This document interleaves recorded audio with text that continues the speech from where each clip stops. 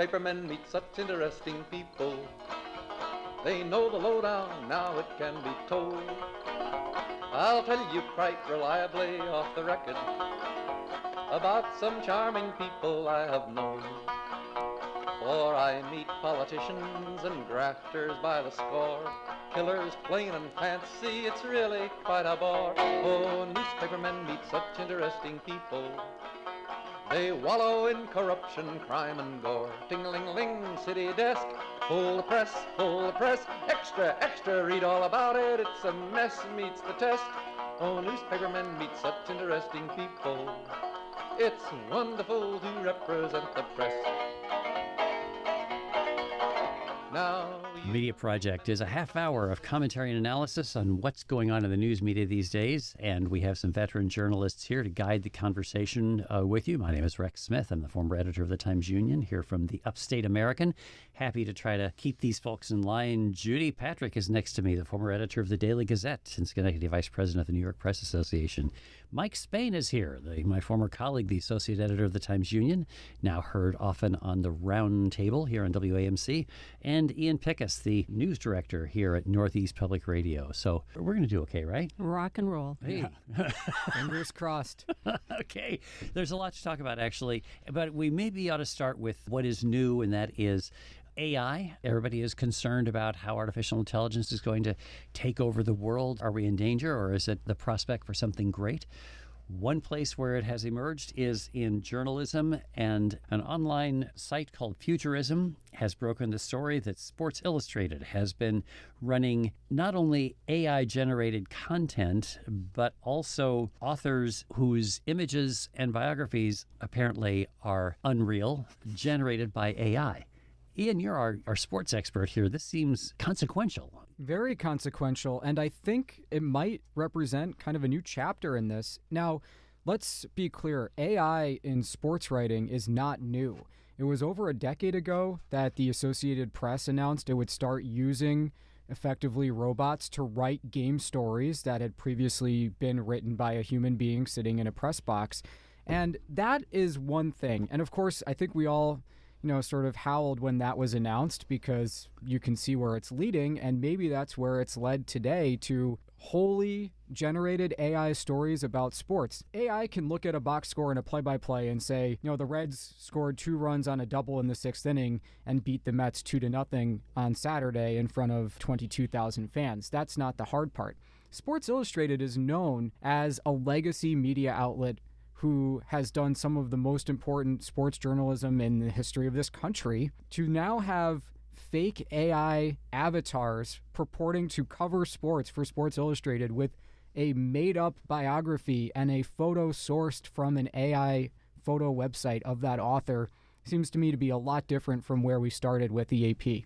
Kind of a big fall, don't you think, Judy, from what Sports Illustrated was? Oh, they have long been known for their excellent writing. The writers there are they can spin a sports story. I mean, I used to think sports was one of the hardest things to write about, but Sports Illustrated writers were just magnificent how they wrote. This seems to be sponsored content that they used artificial intelligence to generate. And sponsored content, I think all of us who have run websites have been leery of sponsored content. Define sponsored content? So sponsored content would be content that is not produced in the newsroom, that is not produced by the Sports Illustrated staff. They have no control over, or very little control over. This typically promoting a service or a product, or has some heavy advertising associated with it. The other part about this that is unsettling, that they attached a made-up person's biography, a made-up person's photograph to lend an air of legitimacy to the made-up story. So from where I stand, I think this is a wake-up call for us as we deal with sponsored content going forward. I think the editorial departments that run websites need to stand up and say, we need greater control over this, and you can't just be throwing artificial content up there. Mike Spain, isn't this going to enliven calls for government regulation of this kind of thing? Well, it may, although I don't know that the public will clamor over it the way that the journalism community has clamored over it and is rightfully complaining about it. What I worry about is that people are okay with quote-unquote sponsored content. You look through a legitimate website, you're reading a legitimate story on a major site like the New York Times website, for example, and you'll see an ad, a picture, a provocative headline, and it says sponsored content. It might get your interest. It will be very well written. It probably, in the case that I'm describing, it's probably written by a very good writer that was hired to write it and promote something, as Judy said, subtly perhaps, or maybe less subtly, but it's advertising. It's promotion. It isn't objective journalism, and that line between sponsored content and journalism is getting very fuzzy. As to the AI being used at Sports Illustrated, I really wondered, Ian, you're the sports guy in the room. Do you think it's the back door? They can pull it off in sports, then they'll try to pull it off in other areas, because we already know that some sports journalists embellish their stories. It's been revealed recently that some sideline reports in football were made up, and that's sort of part of the complications of sports writing. There are some people who have not been completely honest with the public, so maybe it's the back door in for AI to kind of demonstrate that it can do as well as some mediocre and not so good journalists. Yeah, I think that's true. I'll give you an example that came up in my last reporting on sports class. We had to do a season preview story about a baseball team. And for most students, that's catnip. I mean, they all care and they want the Mets and the Yankees and the Red Sox to do well. One student turned in a paper that talked about the huge struggle the Yankees had with their offense, and that's why they signed Bryce Harper to play on the team this year, which was not true and was 100% an AI getting it wrong. So I think at this moment, knowing when it's AI, when the AP says, yeah, this AA baseball game story was automatically generated, and that's totally different from the Sports Illustrated case that we're looking at right now. And when you get into that uncanny valley and you have no idea because the AI has gotten better and better and better, which is what will happen in the next few years, I think that's where we run into a lot of problems. You know, there used to be a certain standard that was enforced by simply the tenets of journalism about making clear what was sponsored and what was not, both in print and digitally. For example, in a newspaper, Ink on Crushed Trees, we would have certain typefaces that were reserved for editorial only. Advertising department was not allowed to use the same fonts that were available to the newsroom.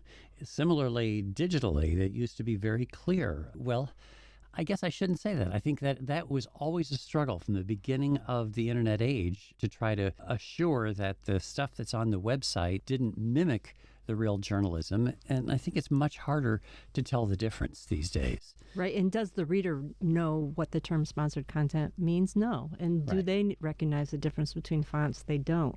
I think it maybe gave us a false sense of safety that at least we're trying to differentiate the two.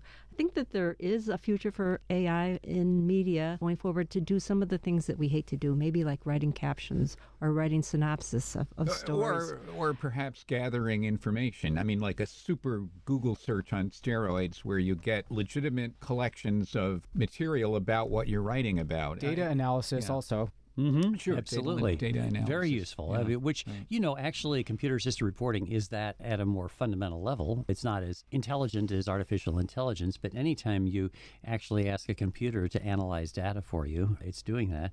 But maybe it could do some of those tasks. Like on election night in the newsroom, I would often assign myself the task of writing those little 12-word headers up at the top of the page that summarize things. Yeah. That's very hard, It is. And make it just fit perfectly. I'll bet you that AI could have done that a lot better and faster than I could. So it's a thought. But then you wouldn't say by Rex Smith, and that's the whole problem. Right. And Rex loves volleyball, even though it's hard to figure the sport out if you don't have a ball, which is what the Sports Illustrated biography said. That's what it said. Yes. Right.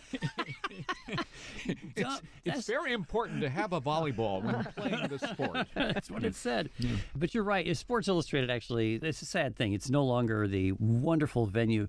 Arena Group is the new owner. That's why it's fallen down, and this external third-party company they're blaming. Remember the great Sports Illustrated writer William Knack? And some great literary figures wrote for Sports Illustrated. Bill Knack, by the way, was one of those guys who could recite the last page of The Great Gatsby.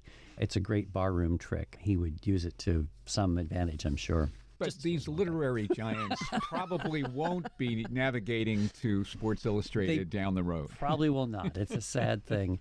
It's the Media Project from Northeast Public Radio. If you'd like to share your thoughts, media@wamc.org. I'm Rex Smith here with Judy Patrick, Ian Pickus, and Mike Spain, and we are glad to have you with us.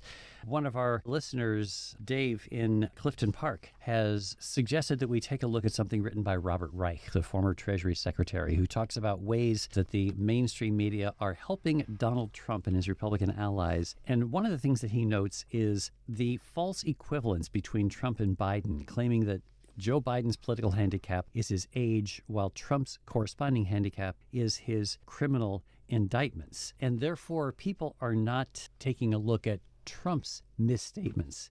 In Robert Reich's words, his increasing senescence. Look that one up. Yeah, exactly. It means getting old and falling apart. Yeah. And it is interesting that, because some of the outrageousness of the things that we hear from Donald Trump, we have now become accustomed to. And so it doesn't get reported. It's not new. It's not new. Right. Yeah. How do you overcome that? Oh, but the idea that Joe Biden is old is not new either. I reject Reich's argument. We are trying to paint it as the equivalent. It's not equivalent. If you counted the number of stories in mainstream media, at least, about Joe Biden's age, you're not going to see the same number as you are about the daily recounting of what Donald Trump said in court, out of court, what the prosecutor said. There is the problem that the public is getting tired of listening to the Trump stories, but I think we have to keep plugging away at it and put it in front of them as it develops.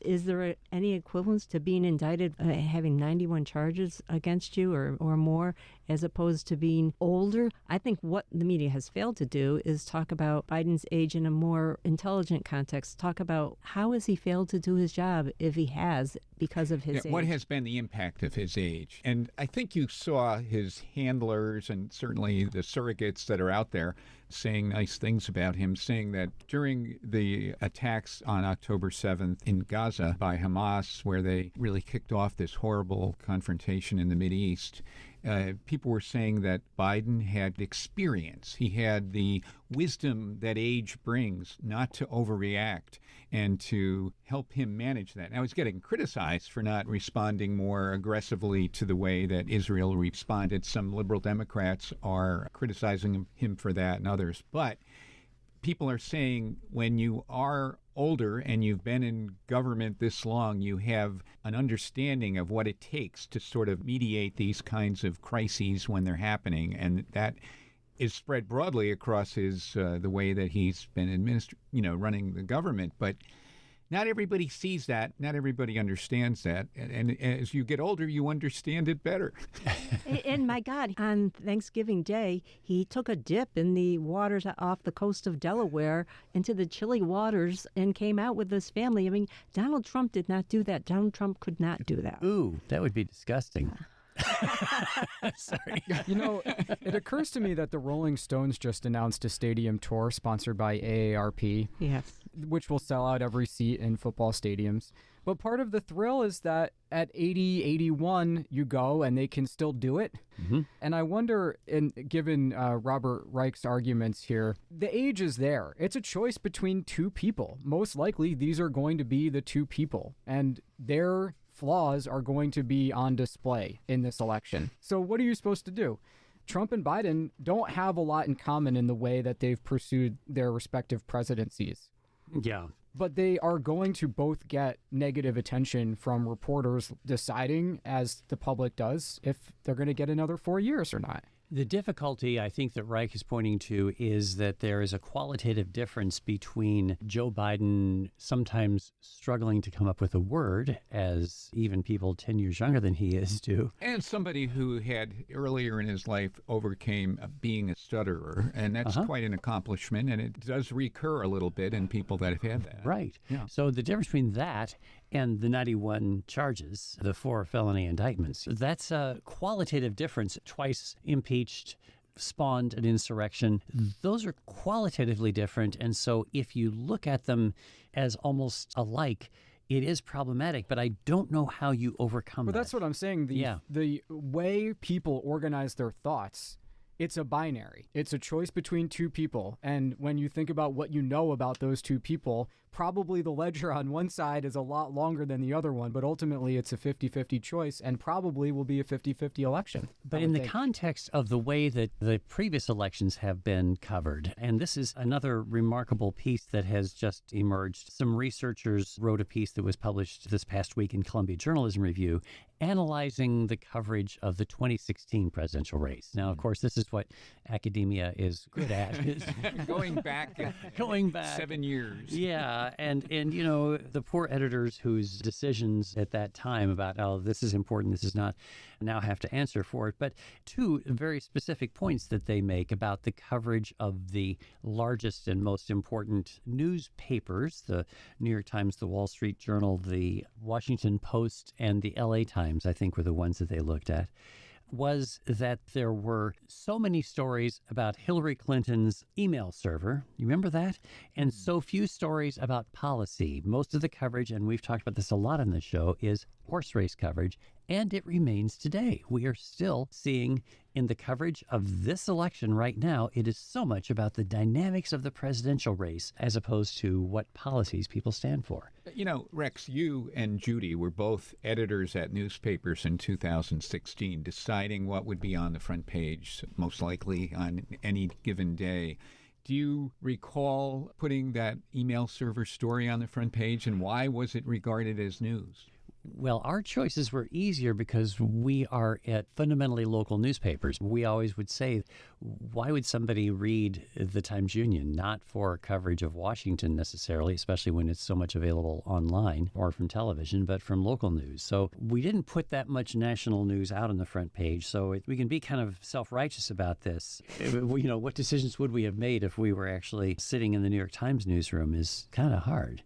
I don't know. Did you put... I'm trying to remember. I think I put it inside a lot of times, but I'm trying to remember what I would have done with those last-minute stories that came out when the FBI announced that they were... At the last minute. Reopening the investigation. That might have gone on the front page, but I actually can't remember. I think one of the things we're really missing this time, and you hear some of it, is what Trump's plans are for the second term. This retribution tour that he's on is scary. Well, yes, and I think Reich in his commentary criticizes that, you know, we're not covering that, we're not telling the full story. But, you know, all the things he says we're not covering, I was kind of aware of. So it's there. Yeah. It's not really the mainstream media. It's the media that is to the far right that is doing this. And unfortunately, we can't control what people read and what people watch. How do you do that? How do you...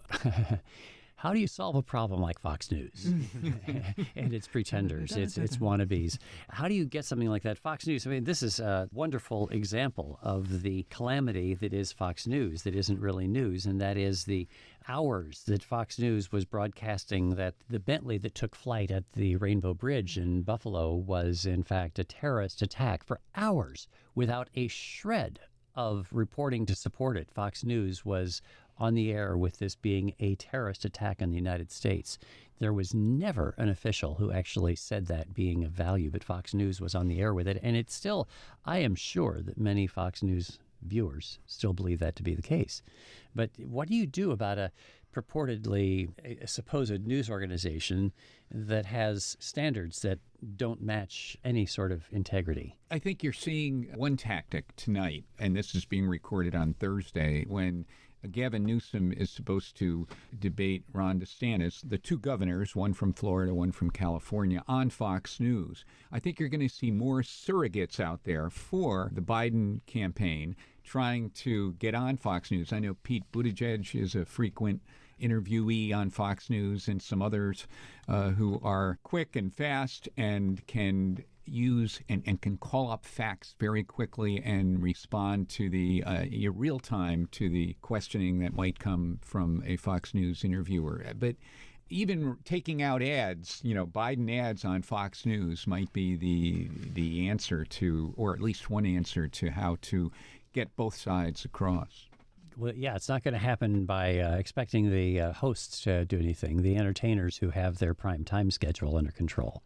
And, you know, the same issue applies to the non-news element that is now X, formerly Twitter, which has become something of a disaster.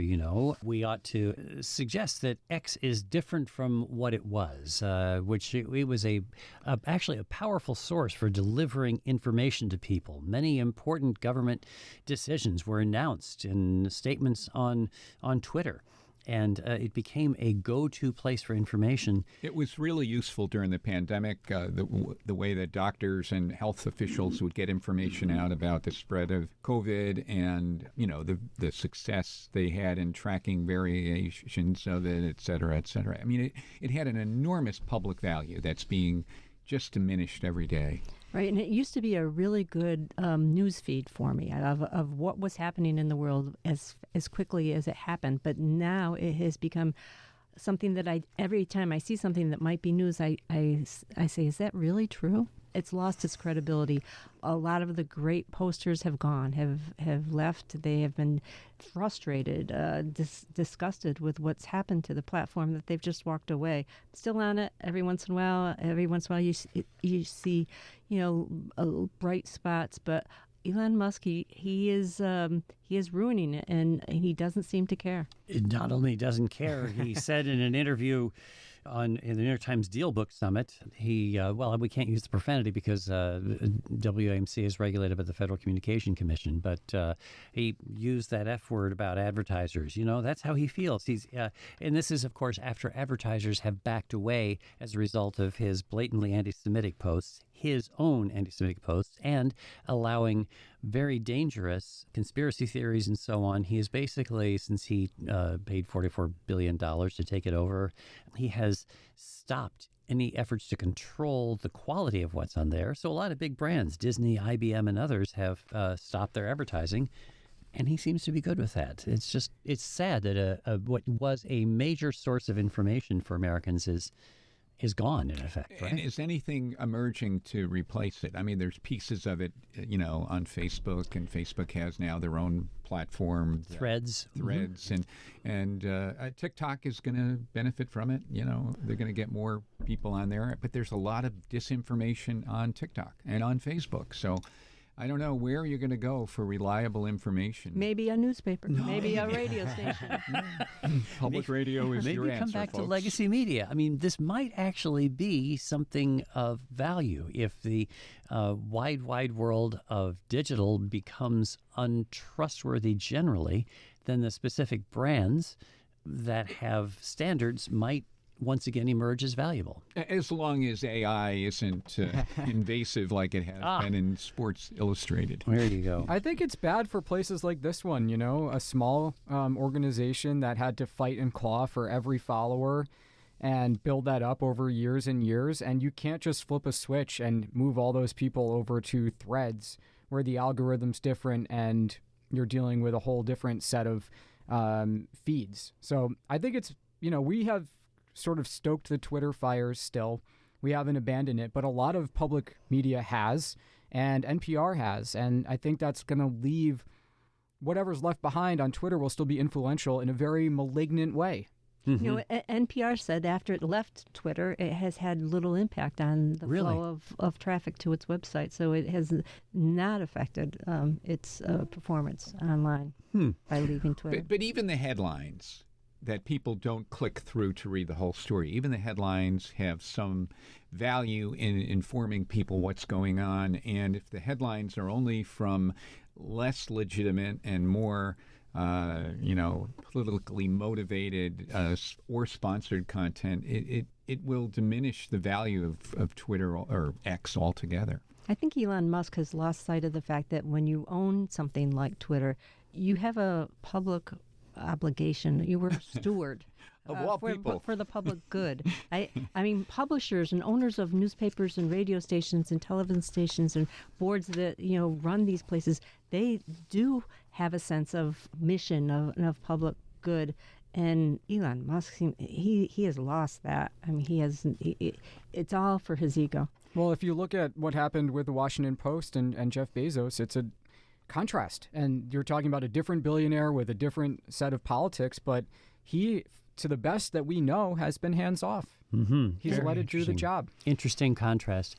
Finally today, just from the outrageous to the ridiculous, officials in Calumet City, Illinois have now withdrawn the charges. They had filed charges against a news reporter for the Daily Southtown, which is a regional newspaper now owned by the Chicago Tribune, because he was asking too many questions.